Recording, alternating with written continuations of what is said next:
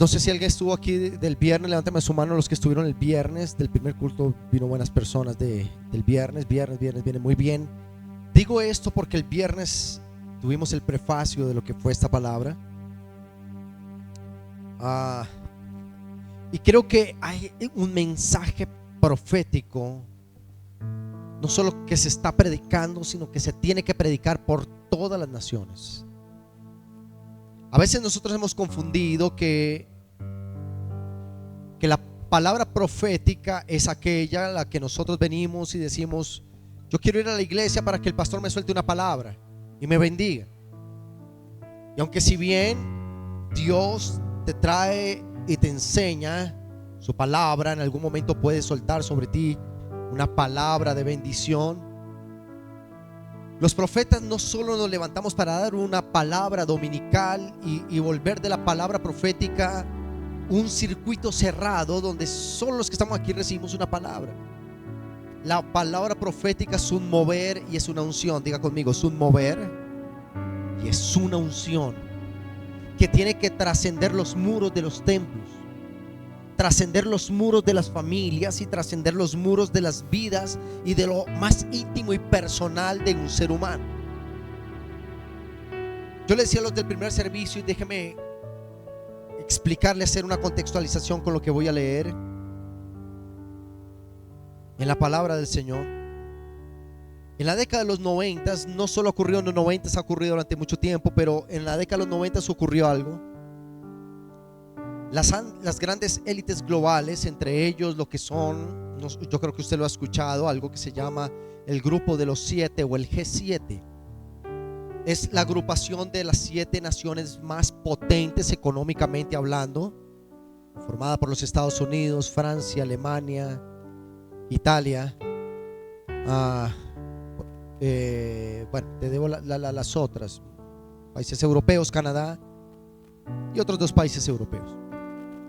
Luego este G7 se amplió al G20, pero en la década de los 90 estas grandes élites dijeron: vamos a determinar. Ellos se reúnen periódicamente, cada año, cada 2 años, 7 años, tienen sus números cíclicos, donde estas potentes personas que financian los grandes proyectos a nivel global, incluyendo las guerras, se reúnen para redefinir la historia de la humanidad, que debemos pensar las siguientes modas, la siguiente clase de música que se va a levantar.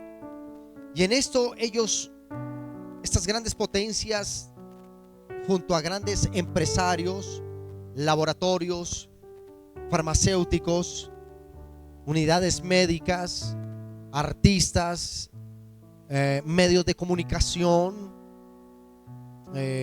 casas disqueras, son financiadas por estos potentes y dicen: a partir de ahora vamos a generar un movimiento que llegue al corazón, que llegue a la mente de las personas, y estas personas, de tanto repetir y escuchar lo que nosotros queremos, esa sociedad se va a comportar con base a lo que nosotros queremos plantear.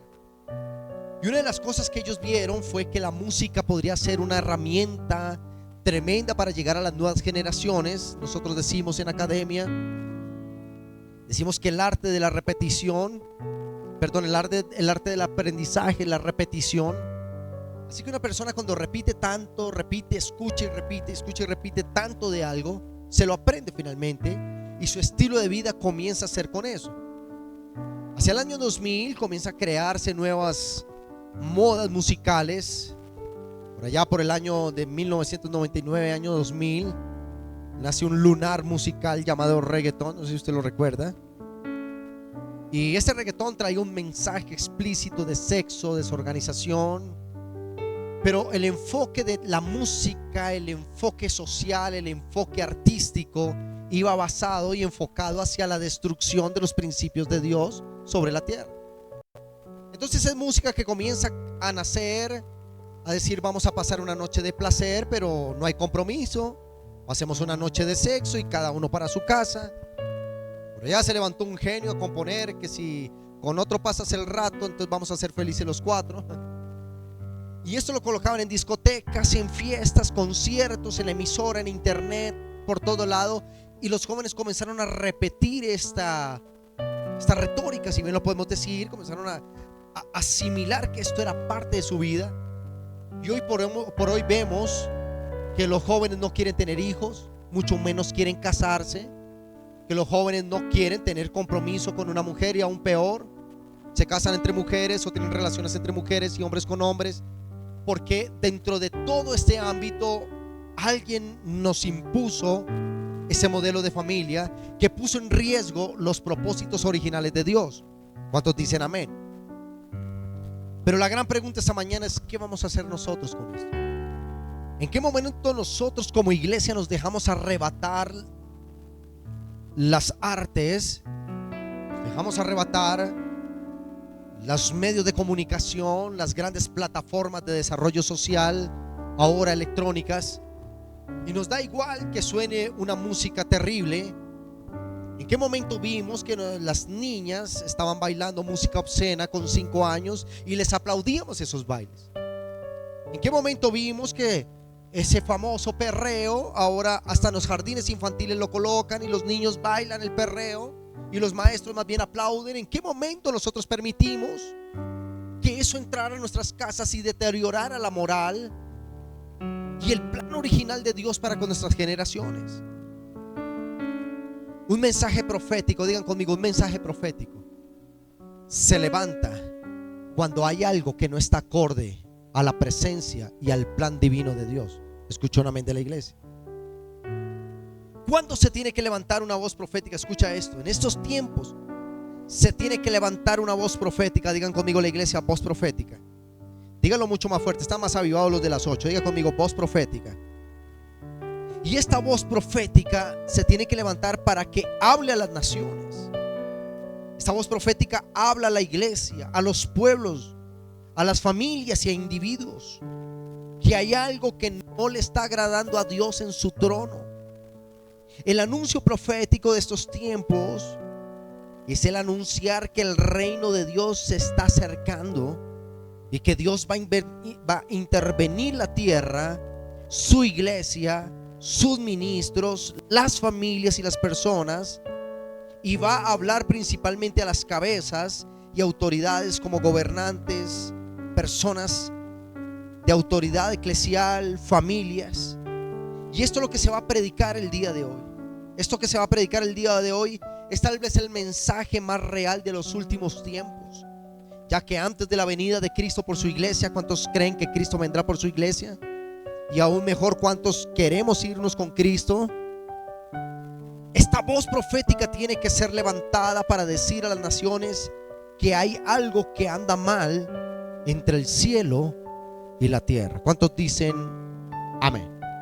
Quiero que me acompañes al libro de Ageo, el profeta Ageo,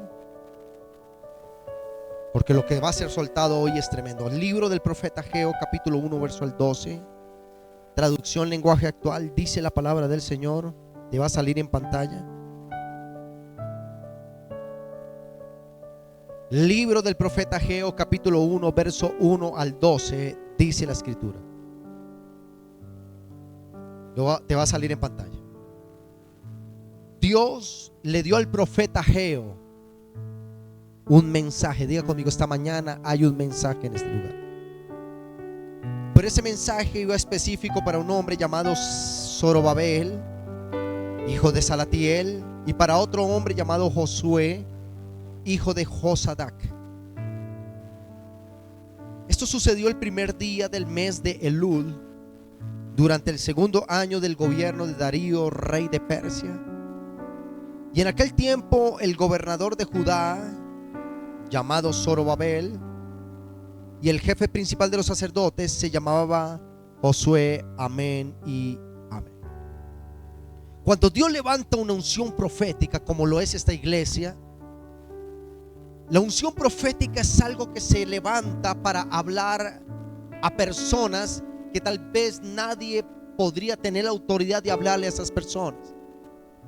Autoridad profética no es solo que te suelten una profecía y que te digan mañana vas a tener un Ferrari amarillo allí en tu parqueadero y eso serás bendecido. Sin unción profética es una voz que se levanta del cielo, colocada en la tierra, para decirle a una generación: hay algo que no anda bien en estos tiempos entre el cielo y la tierra. La unción profética es lo que identifica lo que a Dios le ha molestado de tu vida, de tu casa, de nuestra iglesia, de nuestras naciones. Voz profética va dirigida a todos aquellos que tienen un plan y un propósito de Dios para con esta generación. Y creo que aquí en esta iglesia todos tenemos un plan para con Dios en esta generación. ¿Cuántos dicen amén? Cuando Dios da esta palabra, se la da primeramente a un profeta. Y este profeta se dirige, Dios le dice: dale este mensaje que te he hablado a dos personas específicas.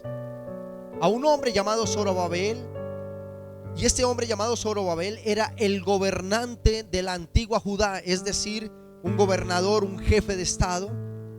Y número dos, dile estas palabras también al sacerdote llamado Josué, quien era una autoridad espiritual en Israel antigua. Esta palabra no iba para cualquier persona que mirara a ver si la entendiera. Dios le dice: levanta una voz profética como es el profeta Ageo, pero ve específicamente a personas de gobierno y a personas, autoridades espirituales, porque traigo un mensaje de Dios. La palabra, el nombre Zorobabel deriva del griego ser, que quiere decir linaje. Y la palabra Babel, que viene de la palabra Babilonia, que quiere decir sociedades o ciudades, es decir, linajes y sociedades. Al segundo que le hablas a Josué, hijo de Josadac, quien era, por así decir, un apóstol de Jesucristo hoy por hoy, que era el hombre que se encargaba de direccionar el movimiento espiritual en la antigua Israel. Y la palabra Josué viene de la palabra Joshua, la misma palabra de Jesús, muy parecida a la raíz Joshua, que traduce: Yahvé es mi salvación, o Dios es mi salvación. Cuando el profeta se levanta, Dios le dice: ve y háblale a los gobernantes. Y número dos, a las autoridades espirituales. Diga conmigo: yo gobierno algo en la vida. Luego quiere decir que para hablar de gobernantes no solo hablamos de presidentes o representantes a la cámara o senadores. Hablamos con gente que Dios les ha dado una autoridad. Autoridad como padres, autoridad como madres. Los que se les ha delegado una función ministerial tienen autoridad sobre sus frentes ministeriales. Los pastores, los profetas, los apóstoles, los ministros, los maestros y evangelistas tienen una autoridad. Entonces, cuando se dirige el profeta a ellos, este mensaje es donde Dios está hablando a ciertas personas que tienen la capacidad de dirigir algo y decirles: hay algo que no está funcionando bien en tu vida. Hay algo que está incomodando al cielo. Y la voz profética es, número uno, lo que identifica, y número dos, lo que exhorta en esa palabra. ¿Cuántos dicen amén? Cuando Dios levanta al profeta Ageo, le dice: ve donde el gobernante. Y número dos, ve donde su sacerdote. Escucha esto. Este es un tiempo donde Dios está hablando a personas, iglesias, ministerios, familias, gobiernos, estamentos de una nación. Él está hablando su palabra y sus mandamientos. Está hablando de sus órdenes y de sus principios. Hay una voz profética. Digan conmigo hoy en la iglesia: hay una voz profética.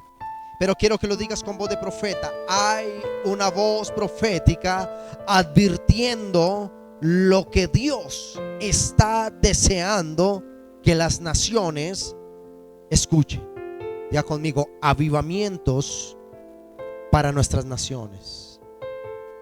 Lo primero que Dios le dice es: Dios le dijo al profeta. Por eso tenemos que movernos en una unción profética, porque aquí hay profeta que viene de parte de Dios para hablar y edificar a la iglesia.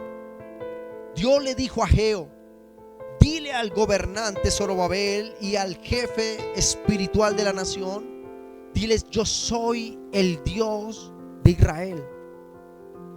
Y ustedes dicen: aún no es tiempo de reconstruir mi templo, pero viven en casas lujosas, mientras mi templo está en ruinas. Déjame explicarte, hacer un contexto muy corto histórico de esto. El pueblo de Israel había hecho lo malo delante de Dios. se habían postrado a adorarse dioses ajenos como Baal. El viernes lo prediqué, dioses como Astarot y Astarte. Eran dioses filisteos que representan la Trinidad satánica. Y en algún momento el pueblo de Dios entró en tanta ignorancia que terminó adorando dioses ajenos, cosa que Dios advirtió en su palabra: será abominación para Jehová tu Dios. Luego quiere decir que cuando Dios vio que el pueblo adoraba dioses ajenos, que el pueblo perdió su amor por la presencia de su Dios, Dios nunca castiga a alguien o a una generación o a una nación sin previamente advertirlo. Tanto así que la palabra dice: no haré nada sin que se lo diga a mis siervos los profetas. En este tiempo Dios está levantando movimientos proféticos como Ministerio Internacional de Adoración para advertir en lugares de gobierno, para advertir en lugares de empresarios, en la academia, en las sociedades, en las familias, que hay algo que no está funcionando acorde al plan de Dios sobre la tierra. Pero escucha eso. Escucha eso. Dios, cuando vio que el pueblo no quería volver su mirada a Dios, envía al profeta y le dice: voy a levantar el reino del norte llamado Babilonia. Su rey Nabucodonosor van a invadir Jerusalén y van a arrasar con todo, haciendo daño en dos elementos: número uno, las ciudades fortificadas, y número dos, el templo. ¿Qué significaban las ciudades fortificadas? Jerusalén estaba rodeada por muros de piedra, y en la antigüedad el arma de defensa y de ataque más poderoso de una ciudad eran sus muros. Si sus muros eran derribados, el enemigo podía entrar a merced, matar, asesinar, abusar a su pueblo. Pero si los muros estaban establecidos, el enemigo le costaba entrar y protegía la ciudad. Cuando vino la invasión babilónica de Nabucodonosor contra Israel o contra Judá, lo primero que hicieron fue tumbar los muros de su ciudad. Digan conmigo: los muros de la ciudad. Que eso es tipología de lo que es Cristo en nosotros, la protección de Cristo alrededor de las ciudades. Y número dos, destruyeron el templo, que era el epicentro de la adoración. Dios dijo a través de ese templo: yo habitaré en medio de mi templo y de la adoración de mis hijos. Cuando fueron destruidos el templo y los muros, Nabucodonosor se lleva muchas personas cautivas a hacer trabajos forzosos, y esta generación del pueblo de Israel cayó en una gran ruina, en una gran miseria. Pero proféticamente Dios dijo y levantó grandes profetas como Jeremías, Isaías, para decir: este cautiverio durará 70 años. Después de 70 años yo volveré a traer a mi pueblo, lo volveré a traer a su tierra, reconstruirán los muros y reconstruirán el templo. Imagínate tú 70 años como extranjero en otro país. Los israelitas comenzaron a casarse con personas que no eran de su linaje, con personas de Babilonia, tuvieron hijos con ellas. Pero otra advertencia que le había hecho Dios al pueblo de Israel era: no te casarás con persona extranjera, porque yo necesito que seas única y exclusivamente de mi pueblo, de mi manada. Pero ellos comenzaron a casarse con extranjeros, extranjeras, a tener hijos, y esta generación se le olvidó cuál era el Dios que los había sacado de Egipto y ahora les había dado su tierra prometida. 70 años después salen del cautiverio de Babilonia, regresan liderados por dos hombres, Zorobabel y Josué. Cuando ellos llegan a su tierra, Israel llega y dice: mire nuestra ciudad cómo está destruida. Oh, aquí era mi casa, pero está destruida, la voy a volver a reconstruir. Aquí yo tenía una huerta, aquí yo tenía un campo de cultivo, aquí yo tenía unas vacas, aquí tenía ovejas. Mire todo cómo está destruido. Entonces el pueblo de Israel, cuando llega de nuevo a su tierra, comienza a reactivar la economía de su país. Comienzan a sembrar de nuevo, a hacer cría de ganado, comienzan a reconstruir sus casas. Pero pocos pensaron en reconstruir los muros y el templo, que era la tipología de la presencia de Dios. Entonces Dios comienza a mirar y dice: caramba, mi pueblo está reconstruyendo sus propias casas, Y dice sus lujosas casas, dice la palabra, ustedes viven en lujosas casas, pero mi templo, que es la tipología de la presencia de Dios, está en ruinas. Entonces Dios levanta al profeta, le dice: ve a los gobernantes y a las autoridades espirituales y diles que hay algo que le está molestando a Dios. Él ve que ustedes se esfuerzan por reconstruir sus propios proyectos, por reactivar la economía de su nación, por hacer productivos sus campos, pero la presencia de Dios está arruinada y está desechada. Diga conmigo: unción profética. En el verso 5 dice: yo soy Jehová, el Dios de Israel. Verso 5. Y quiero que piensen seriamente en lo que está sucediendo.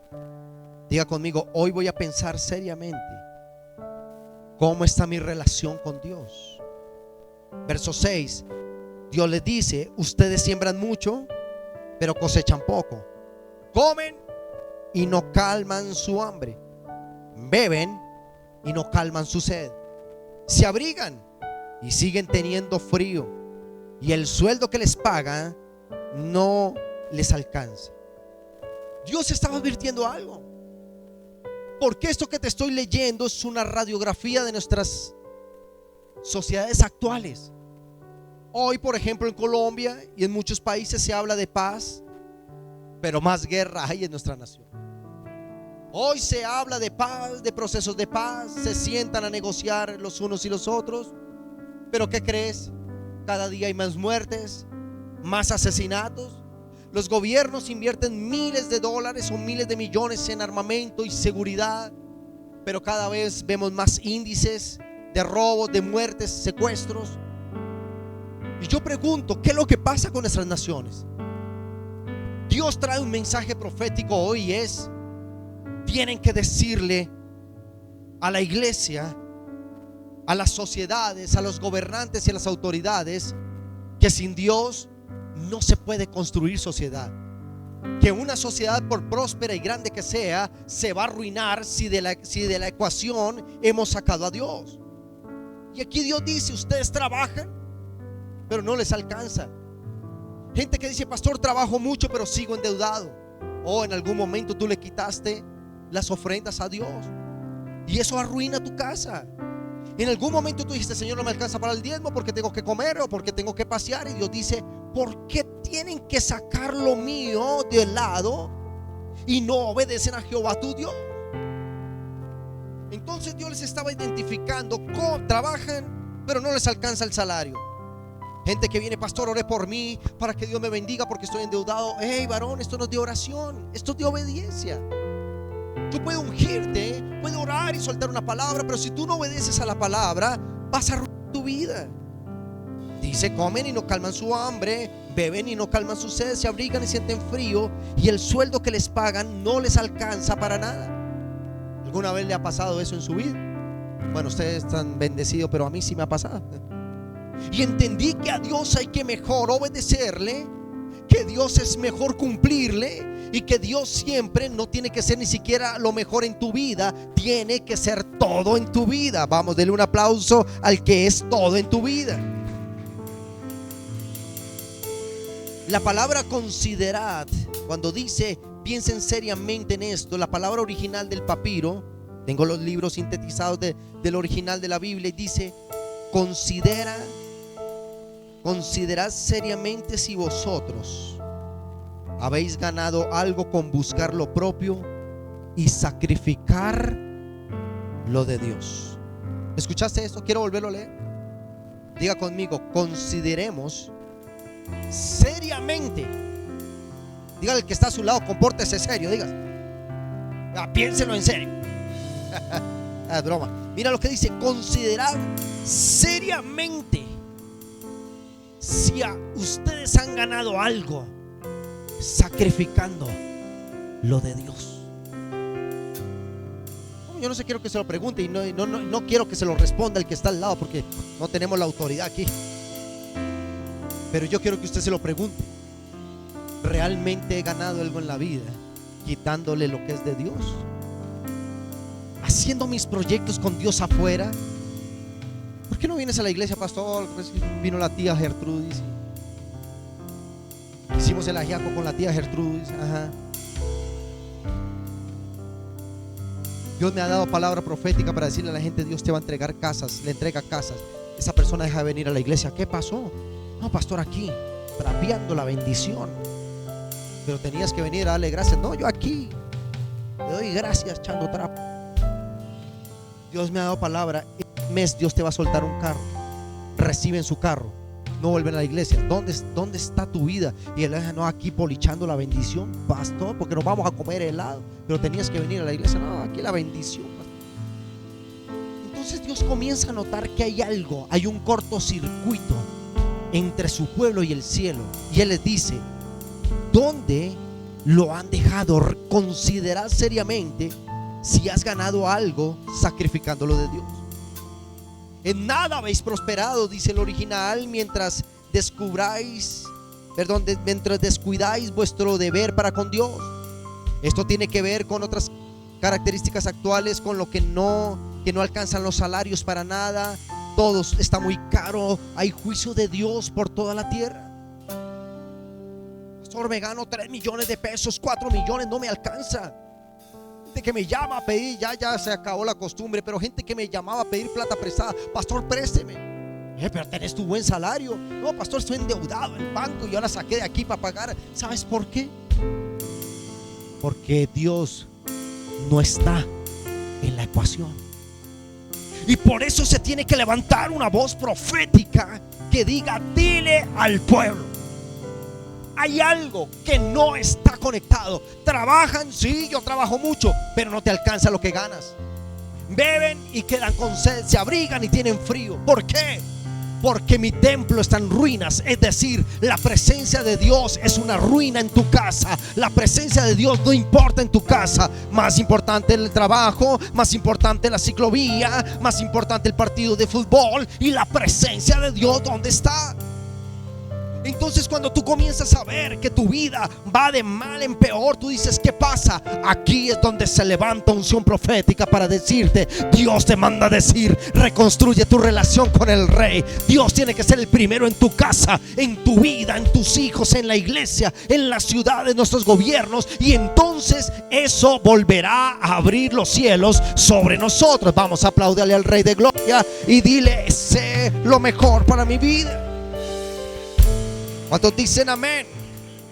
Déjeme terminar diciendo, verso 7: yo soy el Dios de Israel, vuelve y dice el Señor, y quiero que piensen seriamente lo que están haciendo. Verso 7, por favor. ¿Estamos aquí en la iglesia? Verso 8: ustedes esperan grandes ganancias, dice el Señor a través del profeta, pero es muy poco lo que han logrado. Lo que guarden en sus casas lo destruí en un instante, dice el Señor. ¿Saben por qué?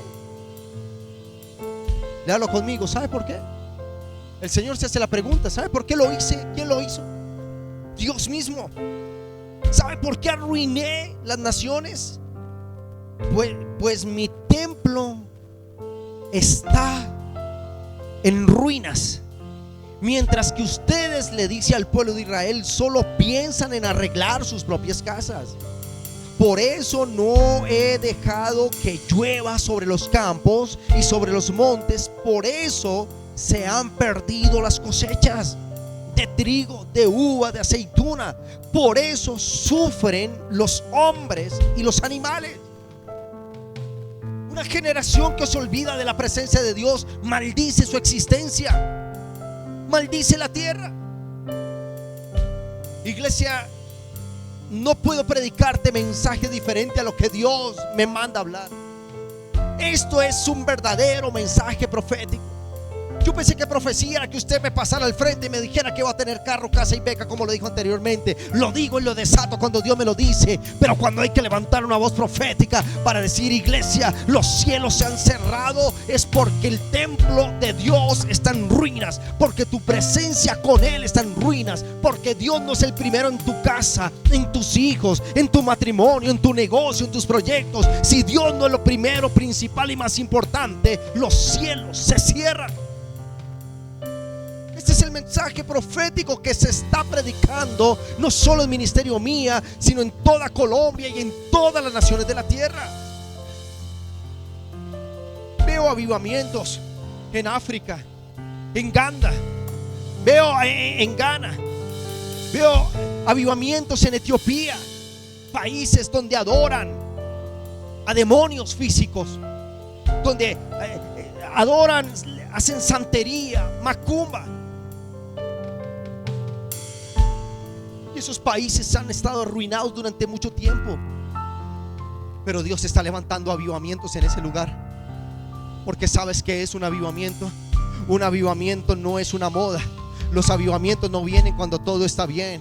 Nosotros creemos hay un avivamiento. ¿Por qué? Porque hay prosperidad, hay plata en el bolsillo, hay plata en las cuentas, hay inversión extranjera, hay grandes infraestructuras. No, los avivamientos vienen en el peor momento de las sociedades, porque lo que los hizo arruinar, solo un avivamiento del Espíritu los puede volver a prosperar.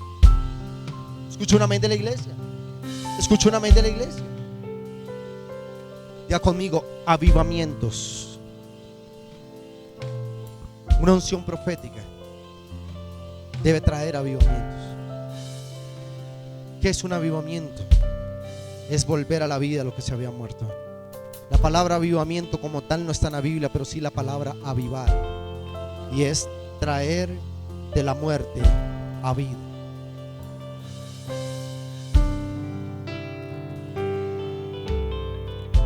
El Señor me ha permitido por su gracia frecuentar lugares de gobierno. Hemos ungido senadores, hemos ungido concejales,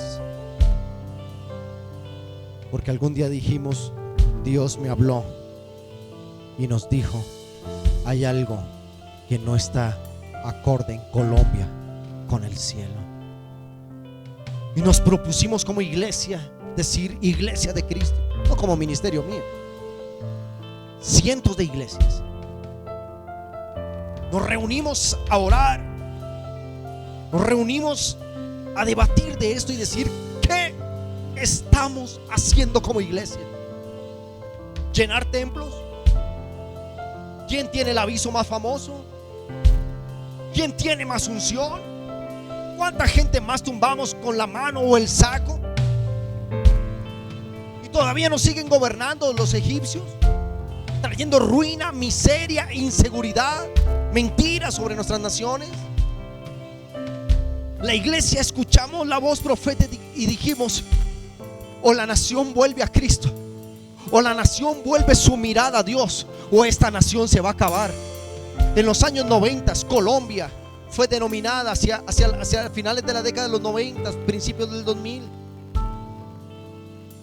Terrorífico año 1998, 96, 98, 99 y 2000. Naciones, potencias decían: Colombia es un estado fallido.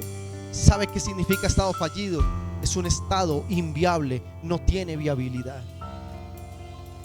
Es como tener usted su automóvil con las llantas pinchadas, el motor fundido, sin cardan, sin transmisión, sin barra de cambio, sin sillas. No, eso no sirve para nada. Colombia, le decían las naciones, es un estado inviable.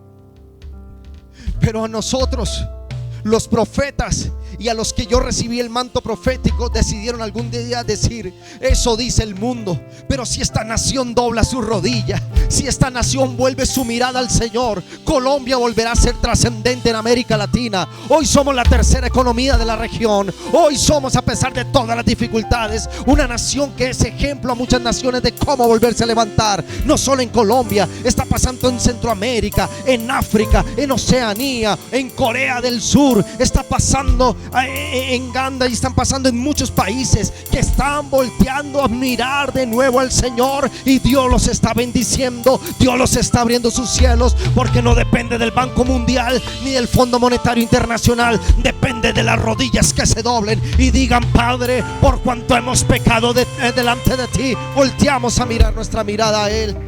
Dáselo mucho más fuerte a Él. Aleluya, aleluya. Diga conmigo: medita, piensa bien sobre nuestros caminos. Ellos pensaban que evitar la pobreza con no edificar el templo, escucha esto, sino que guardar el dinero para ellos solos. Y Dios les dio pobreza porque edificaron solo sus casas, pero se olvidaron del templo. Yo le quiero hacer un mensaje a la iglesia. Y este es un mal de todas las iglesias, creo que en el globo terráqueo. ¿Por qué nosotros negociamos primero lo de Dios? El primer tiempo que la iglesia sacrifica es el de Dios. Llegó la tía Gertrudis y la abuela Rabispancia. ¿Y? No puedo ir a la iglesia, pastor. ¿Y por qué no le dijiste eso al jefe el lunes? No, porque si no me echan al trabajo. ¿Y por qué? ¿Cómo sabes que Dios no te va a echar del cielo? ¿Por qué lo primero que negociamos es lo de Dios? Un diezmo, no, porque es que los libros del niño. Una ofrenda, no, porque es que la comida, pastor, yo no puedo, me gano 5 millones, pero no me alcanza para nada. Entonces Dios dice, ¿por qué tienes que negociar primero lo mío? ¿Por qué lo primero a sacrificar es lo de Él? ¿Por qué? ¿Por qué lo primero que tengo que decirle, Señor, tú echa para allá? Porque vino la tía, vino el abuelo, tengo el proyecto, tengo el trabajo, la empresa. No, eso se tiene que acabar, porque esa actitud cierra los cielos. Y después todos andamos, pastor, présteme plata. Vas al banco, présteme la plata. Va donde el agiotista, donde el gota a gota, présteme plata para pagar acá, o si no te van a ejecutar. Un hijo de Dios no tiene por qué caminar en ruina. Un hijo de Dios no tiene por qué andar pidiendo prestado. Un hijo de Dios tiene para dar, porque cuando tú haces la voluntad del Padre, tú vas a ser árbol frondoso que sombra a todo aquel que se acerque a ti. Ya conmigo, voy a pensar bien sobre mi relación con Dios. Ya conmigo, palabra profética. Y esta mañana, dígalo de nuevo, hay palabra profética esta mañana. Mira lo que dice verso 11. Yo soy el Dios de Israel. O verso 12. Vuelve, lo dice, yo soy el Dios de Israel. Diga conmigo, Él es el Dios de Colombia. ¿Usted lo podría leer conmigo? Y si quieren verme contento, ¿quién está hablando? Luego quiere decir que su indiferencia y mi indiferencia a la presencia entristece el corazón del Padre que adoramos. Dice, si quieres verme contento, y número 2, quieres ver mi grandeza, dice la palabra, vayan a las montañas y traigan madera y reconstruyan mi templo.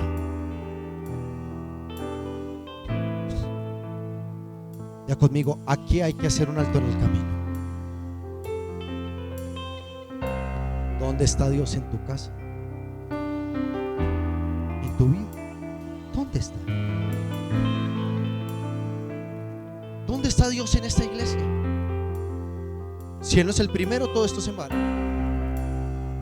Mi ministerio es en vano, no quiero. Yo me atrevo a hacer oraciones tan temerarias como la siguiente: y válgame Jehová que las he hecho, y por su misericordia estoy de pie, porque le he dicho, Señor, si tu presencia no va conmigo, yo no quiero vivir.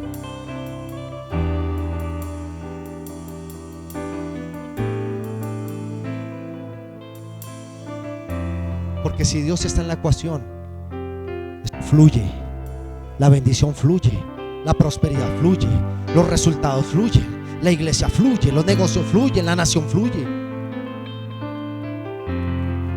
Si se levanta una voz profética como la que hoy te estoy hablando, pastor, ¿por qué no nos predica de prosperidad? No se trata de decir es que usted va a tener carro, casa y beca. Se tiene que ver que si Dios está en la ecuación, toda la añadidura te va a perseguir. Ya no tendrás que trabajar como esclavo, sino como hijo. Ahora en adelante labrarás la tierra, y todo lo que labres en la tierra te producirá utilidad. Eso es lo que Dios le dijo a Adán: todo lo que hagas te producirá utilidad. ¿Sabes por qué? Porque en medio del huerto estaba la misma presencia de Dios. Adán salía a labrar la tierra y veía la presencia. Adán salía a recoger frutas y veía la presencia. Adán salía a ordeñar las vacas y veía la presencia. Por eso Adán era dueño de los ríos que tenían oro, piedras preciosas. Dios le dijo: todo esto es tuyo. Era multimillonario, era el tipo más rico de la tierra, porque estaba rodeado de la presencia. Cuando la presencia de Dios se fue del huerto, vino ruina, espinas y cardos sobre la tierra. Ya conmigo mensaje profético. Conmigo mensaje profético. Dios está hablando a la iglesia. Dios está hablando a las autoridades. Feliz día del Padre, pero feliz día de la responsabilidad del sacerdote de volver a traer la presencia de Dios a tu casa. ¿Sabe qué hizo la doctrina del mundo sobre nosotros? A feminizar a los papás. Me metí aquí ya en líos. Mi amor, ¿vamos a la iglesia? No, porque viene la tía Gertrudis. Bueno, mi amor.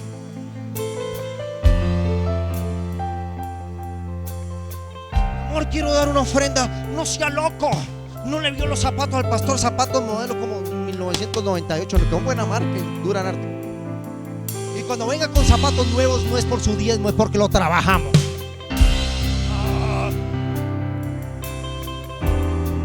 Yo quiero servir a la iglesia. No, eso allá le exigen mucho y no le pagan. Bueno, mi amor. Y nos volvimos unos cobardes. El sacerdocio es criterio. El sacerdocio es decir: yo y mi casa serviremos al Señor. Y si su esposo es el que no quiere venir, mujer valiente, venga y sírvale al Señor. Pero usted honre primero a Dios y Dios le honrará primero a usted. Hombre sin decisión. Creo que me metí. Pero esto es lo que nos robó Satanás. Déjeme terminar diciéndole algo. Cuando Josué recibe la palabra, recibe el manto apostólico de Moisés, y Dios le dice: tú eres el que vas a repartir la herencia del pueblo de Israel después de 40 años en el desierto. Josué dijo: aquí van a cambiar algunas cositas. Y él reúne a su esposa y le dice: mi hija, venga para acá. Y a los hijos: venga. No, están jugando Nintendo, apague esa porquería y venga para acá. Se sientan todos aquí. No es autoritarismo, es autoridad. Y lo sentó y le dijo: he recibido de Dios que soy el que voy a repartir la herencia a este pueblo, razón por la cual no es cualquier asunto. Y él les dice algo: yo y ustedes.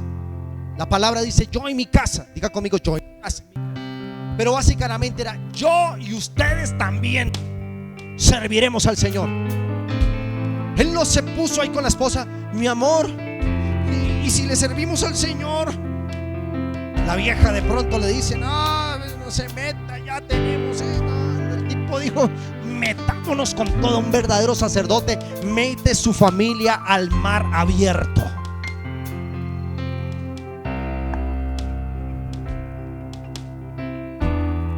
El que toma decisiones y dice: yo y mi casa. Todo el liderazgo que está con nosotros es porque está dispuesto a obedecer las órdenes de esta casa, porque estar bajo sujeción y autoridad bendice tu vida. Escucha un amén de la iglesia. Ya conmigo: se tiene que levantar. Ya tiene cara de ajiaco con pollo. Diga conmigo: se tiene que levantar. Se tiene que levantar una voz profética, una voz de autoridad, que lleve esta palabra a la casa, al hogar, al matrimonio, a la familia, y diga: yo en mi casa le vamos a servir al Señor. Dios no quiere la periferia. Dios se pide el centro de tu casa. Dios no quiere la esquina. No, Dios dice: yo habitaré en medio de la alabanza, en el centro. El lugar más importante es para Él. Más importante que tu trabajo, tu negocio, tu ministerio, tu llamado, tu asignación. Él es el primero en tu vida.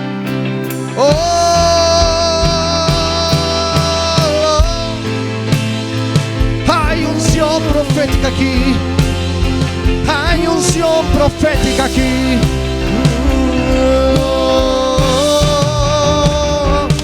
Dilo. Tu reino se mueve aquí. En ti está nuestra esperanza.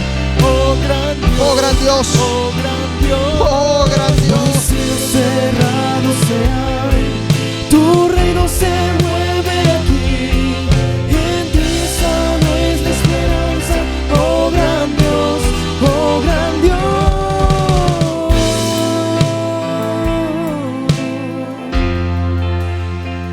Escucha esto. Diga conmigo: cuando yo tomo una decisión de poner a Dios de primero en mi vida, en mi casa, mi matrimonio, finanzas, ministerio y nación, alguien va a seguirme. Mira esto, verso 12 y termino. Léalo conmigo, verso 12. Cuando Zorobabel, ¿quién era Zorobabel? El gobernante. Gracias, Mauro. Punto para Mauro. ¿Y Josué quién era? Autoridad espiritual, el pastor de ese entonces. ¿Oyeron? ¿Qué hicieron? ¿Cuántos están oyendo la palabra de Dios esta mañana?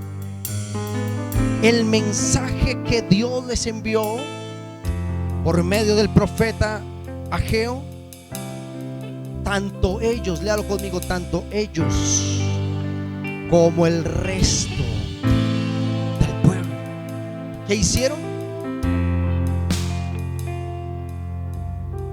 Pero el profeta Ageo los tranquilizó y les aseguró que Dios le daría su apoyo.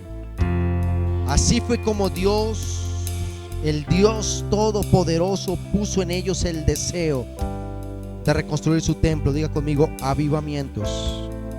El deseo por su presencia, de reconstruir su templo. Y 24 días después, Zorobabel y Josué y el resto del pueblo, ¿quiénes? Conmigo, alguien tiene que tomar la decisión. Si no es tu esposo, tienes que ser tú. Si no es su esposa, tiene que ser usted. Pero alguien tiene que tomar la decisión. Pastor, mi esposo no me sirve ni para el arranque. Pues entonces meta segunda y arranque en segunda. Mi esposa no me sirve ni para la gasolina. Pues métale ahí gas entonces, pero hágalo. O vas a esperar a que la decisión de tu esposo, tu esposa, tus hijos lo condenen.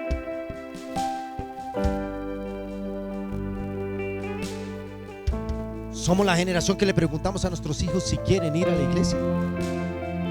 What? ¿Quieres ir a la iglesia? Uy, en la final de Dragon Ball. Eso es lo que levanta generaciones maldecidas sobre la tierra. Porque ese niño, cuando crezca, Dios va a hacer cualquier cosa para él.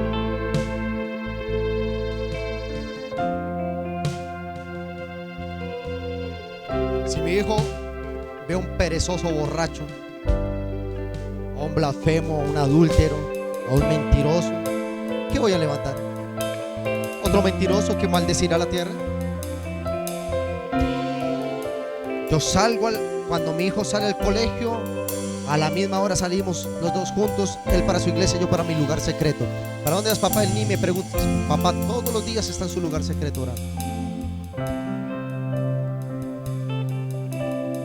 Mi hijo no solo me ve firmando cheques, me ve primero de rodillas delante de la presencia, luego sí haciendo uno que otro negocio. Me ve primero de rodillas, luego sí predicando aquí. Me ve primero de rodillas delante de la presencia, luego sigue predicando a los pastores de la ciudad. Luego en los lugares de gobierno. Mire, amados, me puede Alex citar el mismo señor presidente. Dios bendiga al señor presidente. Hay gente más fácil de orar, ¿verdad? O te lo llevas o te lo mando, Señor. No, mentira, bendecimos al señor presidente.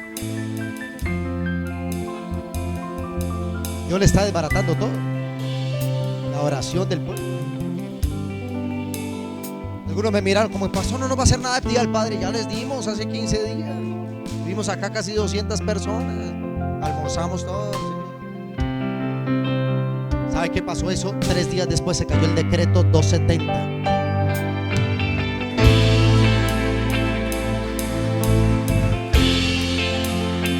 ¿Haz cuenta de eso?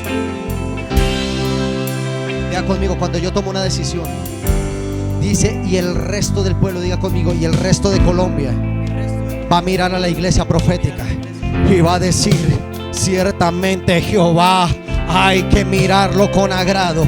Ciertamente a Jehová hay que mirarlo con el cariño, con la pasión. No, yo no quiero una iglesia fría, una iglesia que mire con cara de teléfono ocupado. Yo quiero una iglesia en avivamiento que diga: pastor, puede estar seguro que mientras yo salgo de este templo, yo voy a la oración con mis hijos, yo hago devocional en casa, yo oro en el trabajo, en el bus, en la bicicleta, en la motocicleta. Oh, a veces yo voy en mi coche y me toca detenerme porque las lágrimas no me dejan, porque hago adoración y adoro delante de Él. Oh, no importa la hora, no importa el día, dale la importancia. Y Él te dice: y entonces volveré a abrir los cielos y serán prosperados. Es tiempo de que vuelvas tu mirada a Él y Él volverá a abrir los cielos sobre nosotros.